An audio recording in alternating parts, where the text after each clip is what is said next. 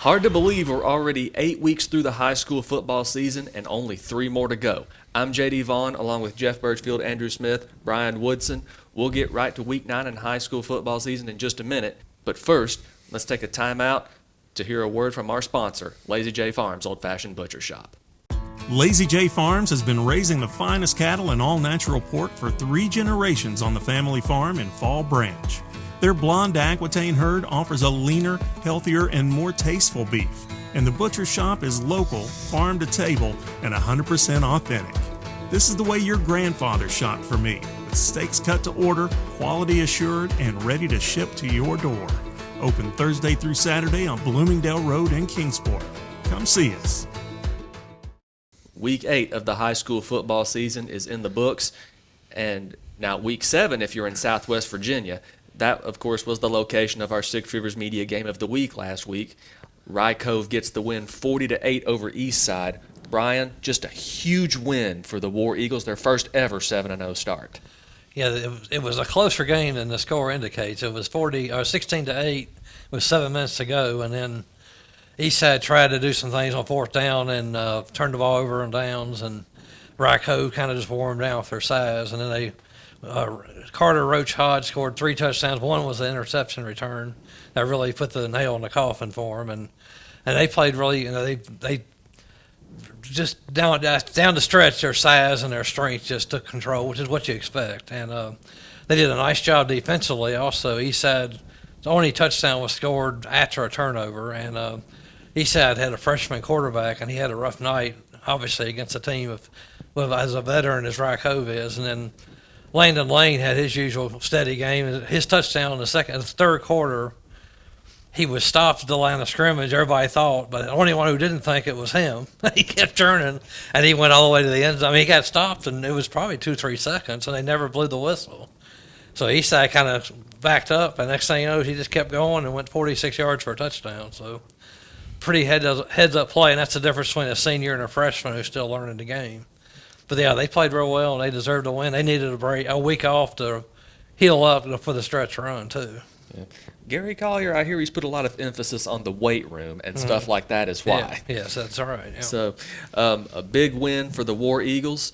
A big win for Science Hill on Thursday. It was a Thursday night game. Jeff, of course, was out of town in Holly Springs, Mississippi, but I got to see it for myself. Science Hill's 4 horsemen, a balanced effort from Anderson, Mathis, and Perry. Just unbelievable game, an unbelievable season by Science Hill's 4 horsemen so far, and Thursday was no different. Science Hill gets the win 49-14 over Morristown East. Just a big win for Science Hill, Jeff. Yeah, I mean, Aiden Perry, another great game for him. I think 82 rushing yards, had the big 96-yard kickoff return for a touchdown. Then Ian Mathis is one of our 5-star players of the week. He actually had just 5 carries, but had 73 yards and 2 touchdowns on that. Baylor Necessary really didn't have to do a whole lot as far as offensively. He still led the toppers, as far as their defense with 8 tackles.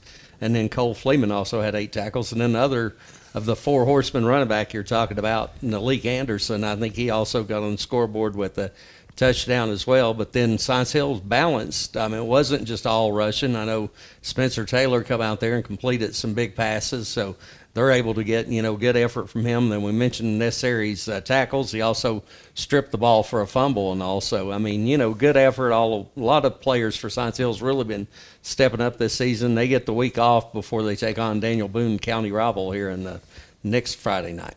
Yeah.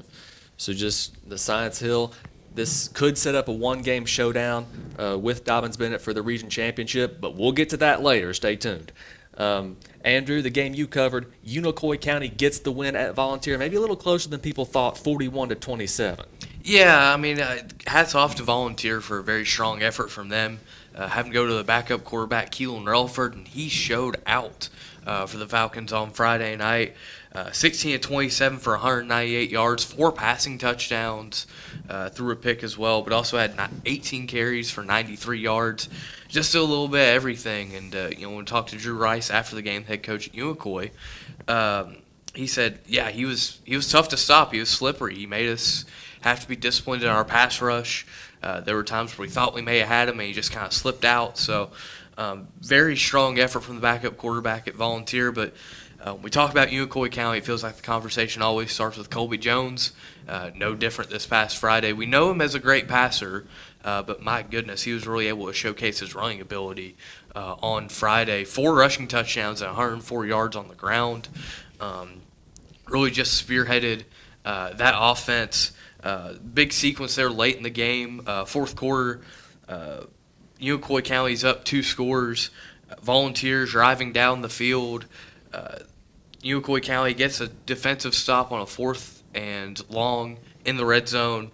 Turn it over. A couple plays later, Colby Jones, deep ball down the sideline, kind of ices the game, puts the Devils up 20. Volunteers still kept fighting. Credit to them. I feel like for them, they're winless, but they're better than their record shows right now. They're absolutely better than that 0 record would show, and I would think they'll get at least 1 win, maybe more, here in the last couple weeks. Obviously not the easiest draw this week with Elizabethton, but they've got the talent and the belief that they can hang with teams, that they can pull an upset here or there. So keep your eye out for Volunteer. Not as easy as a win as you may think for an 0-6 team. Yeah. Speaking of hanging with teams, West Ridge obviously eliminated from playoff contention now, but the Wolves hung with Jefferson County despite being outsized on the line, with Jefferson County having Nick Moore and guys like that. But West Ridge stays in the game. Now, the problem is Jefferson County wide receiver Dakota Hahn set a school record, had 199 yards receiving on just 7 catches, no less. West Ridge could not keep up with him, and just Trey Frazier, he throws for nearly 300 yards, and Caleb Mabb, several big plays, a touchdown reception, and, of course, 92-yard kickoff return. West Ridge stays in it, but the Wolves eventually wear down. Jefferson County gets the win 48-34. West Ridge eliminated from playoff contention, unfortunately. So just a tough loss all around for the Wolves. Speaking of Elizabethton, Andrew, Rhett Slagle, holy cow, 21 of 21 for 284 yards, 4 touchdowns, a couple of rushing touchdowns as well, 70 yards. Zach Wallen leads the way in receiving yards.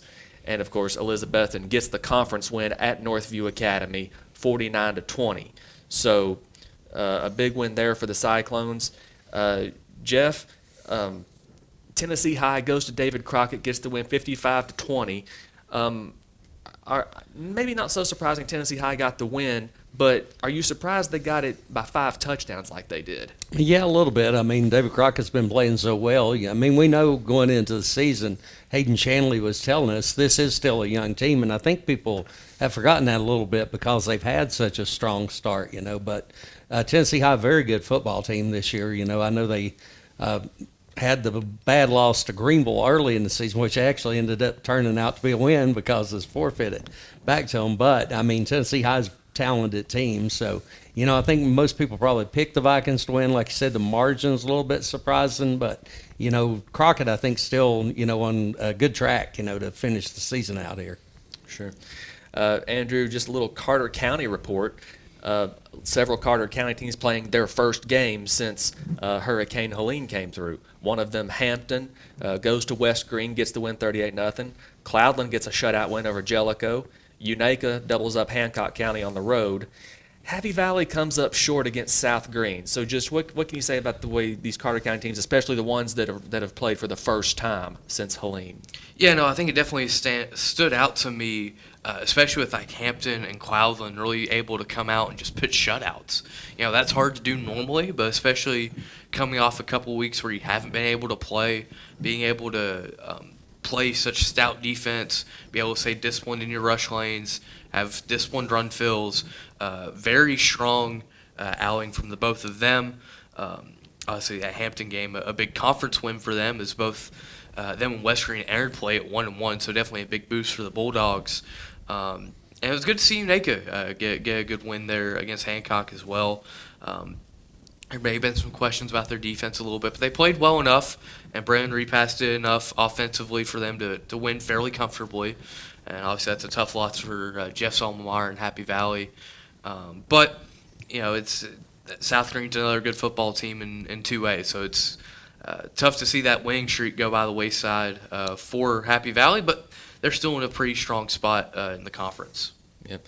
Cloudland and Unaka, of course, with conference wins there as well. Cloudland now with 35 straight conference wins, a streak that began in the year of our Lord, 2015. Let that sink in for a minute. Brian, Twin Springs goes up against Castlewood. Maybe their youth shows a little bit, and they come up a little short, 20-6. So is that just maybe youth showing up there for Twin Springs a little bit, or is maybe Castlewood just a little better than we thought? What are your thoughts on that? I was a little surprised when I saw the score, but Castlewood has a new coach, and he's brought a new attitude, and they've struggled to win games at all here in the last few years. So I'm sure this was a big one for them. And Twin Springs is young, and Castlewood may just found the opportunity to finally get over the hump and get that win they've wanted so bad.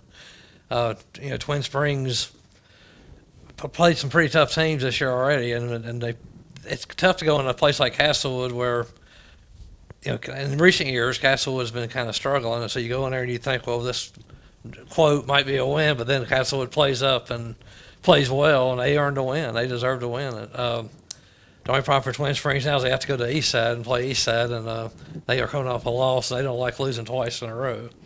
But that's part of high school football, what happens. So. Yeah, and a little bit on Twin Springs. Talked to Coach Warner after the game Friday night. I mean, one thing with them, they're battling a lot of injuries right now, so that's another big factor. I think they're down to their fourth string quarterback right now. Wow. Man.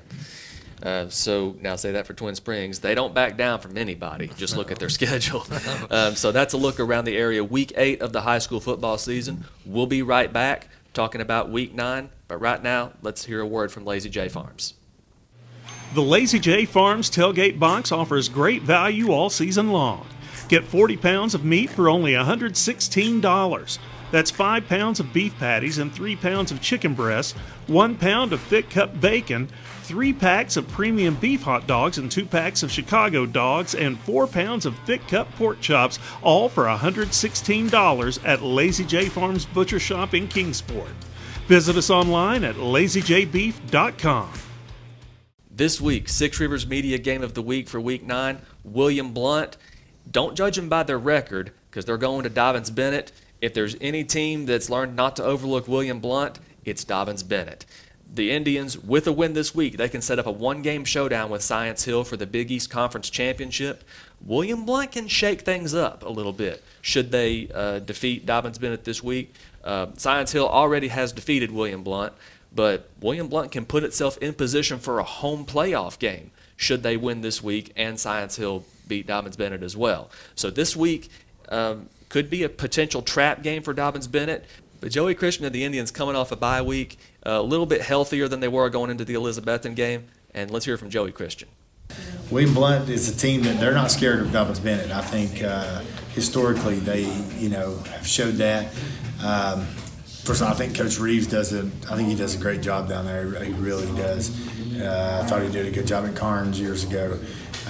They really, the way their offense and defense, and it's so unorthodox. So we can't, we told the kids this morning and told them last week and everything, we can't prepare you for everything they do. The things they do, so much stuff. Like we could watch film for the next 2 days, and I don't think we could show them everything that they've done, plus everything that they're going to do. It seems like they do a great job coming up with new wrinkles or new, formations or new this or that or blitzes or whatever it is every week.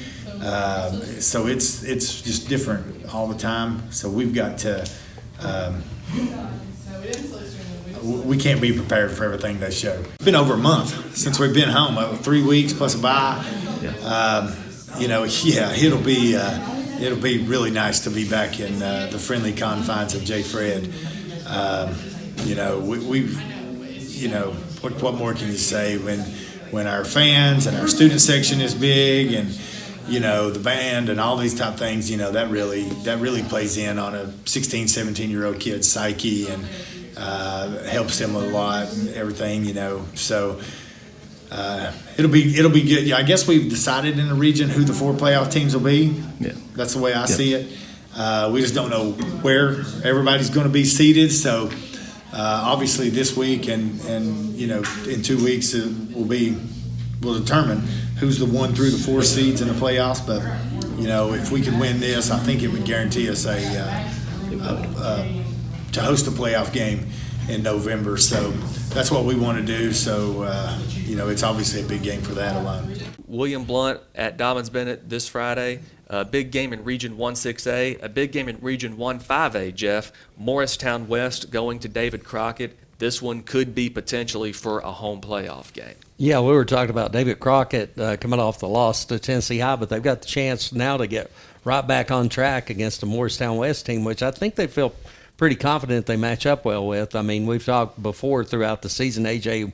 Wynn, the talent at quarterback, for David Crockett, got a couple of really good receivers there with LaMarcus Dunn and Zeke Sloan. So, Crockett, they're able to run the ball some, they're able to pass the ball. So I think they could present some matchup problems for the Trojans there. Absolutely. A couple of games in Region 1-4A. Elizabethton on the road at Volunteer. Sullivan East on the road at Cherokee. This could be a battle of two of the area's top quarterbacks, Landon Jeffers from Cherokee and Peyton Lingerfelt from Sullivan East. The Patriots, of course, really, really need this win to stay in playoff contention, trying to get that final playoff spot. This could be one of their last chances to secure it. So a big game in Rogersville this week. Another big game, a top 10 battle, Gatlinburg-Pittman at Johnson County. GP already with the win over Unicoi County. And can anyone dethrone GP? Well, Johnson County has a chance to do it this week. Kickoff in Mountain City. It'll be a big game. Emotions running high in Mountain City, of course, after Hurricane Helene devastated them as well. Andrew, a big game in Carter County this week for first place in Region 1-1A. Cloudland's 35-game conference winning streak goes on the line against a 6-1 Cosby team. Where did these Eagles come from? I don't know. I personally didn't really expect the Eagles to be as strong as they are, but my goodness, is going up to Rome Mountain have some challenges for anybody. And this Cloudland team, Grayson Cole at running back, really strong runner there. And you mentioned it's a 35-game win streak for Cloudland in conference. Going up to Orfield, trying to end that streak, it'll be hard. I think Cosby will have their moments where they might be able to maybe pop an explosive play. That way they don't have to drive as far on a Cloudland team that just pitched a shutout. But ultimately, I think this Cloudland physicality will definitely play a big role in this game, and I think it'll wear down the Eagles as the night goes on up on top of the Roan. Well, one thing about playing in Roan Mountain, it's going to be 10 to 20 degrees cooler than it is everywhere else. Oh, absolutely it is. So, Brian, one game in the Mountain 7 district, Gate City goes to Lehigh, a couple of teams trying to fight for their playoff lives at this point. Yes, they are. Gate City had a week off to kind of prepare for the rest of the season and coming off a couple tough losses, so they should be ready to go. Lehigh has struggled, but they've got a new coach there who's trying to build things, and should be a tight game there up in Ben Hur. It'll be cold there too, I'm sure, and it'll come down. It'll be close. I'd say come down to the final quarter. It should be a close game, and we'll see what happens. Both teams still have a shot at the playoffs, so they definitely need to get a win here, especially Gate City. Oh, no doubt about it. Some other games around the region this week. West Green going to West Ridge for a non-conference game. Daniel Boot on the road at number 2 ranked Sevier County. Cocke County at Tennessee High. Number 7 Unicoi County hosting Claiborne. Happy Valley hosting Cumberland Gap. Unaka hosting North Green. Twin Springs on the road at Eastside. And then Monday, Hampton on the road at Unaka for their annual rivalry. So that's a look around the area for Week 9. Thank you once again for tuning in, and we'll see you next week. And thank you to Lazy J Farms. Lazy J Farms has been raising the finest cattle in all-natural pork for 3 generations. Our blonde Aquitaine herd offers a leaner, healthier, and more tasteful beef that ships from our store directly to your freezer. This is the way your grandfather shot for meat, only now we wrap it, seal it, and send it right to your door. We have plenty of options to pick from, and they're all fresh and natural. Just visit our website at lazyjbeef.com and choose your package. We'll get it straight to you.